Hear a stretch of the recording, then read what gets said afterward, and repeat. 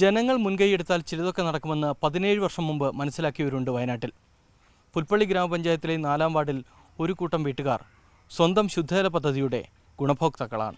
ജനകീയ ആസൂത്രണം ആരംഭിച്ച കാലം കുടിവെള്ളത്തിന് ക്ഷാമം വർദ്ധിച്ചതോടെ സാന്ദീപനിക്കുന്നിലെ 50ഓളം വീട്ടുകാർ ഒന്നിച്ചു. നടത്തിപ്പും പരിപാലനവും നാട്ടുകാർ ഏറ്റെടുത്ത് ഒരു പദ്ധതി രൂപകൽപ്പന ചെയ്തു. 3.5 ലക്ഷം രൂപ ചെലവിൽ കിണറും മോട്ടോറും ടാങ്കും സ്ഥാപിച്ചത് പഞ്ചായത്താണ്. പിന്നീട് ഇന്നുവരെ പഞ്ചായത്തിനെ ഒന്നിനും ബുദ്ധിമുട്ടിച്ചിട്ടില്ല.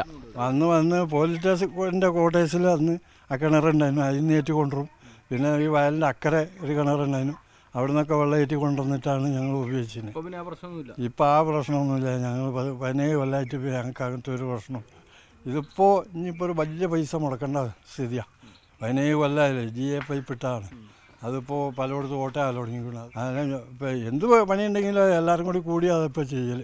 മാസം തോറും ഒരു കണക്ഷന് 100 രൂപ വീതം പിരിച്ചെടുക്കും. ഒരു പൊതു അക്കൗണ്ട് തുറന്ന് പ്രവർത്തനം സുഗമമാക്കുകയും ചെയ്തു. സജീവ്, ന്യൂസ് 18.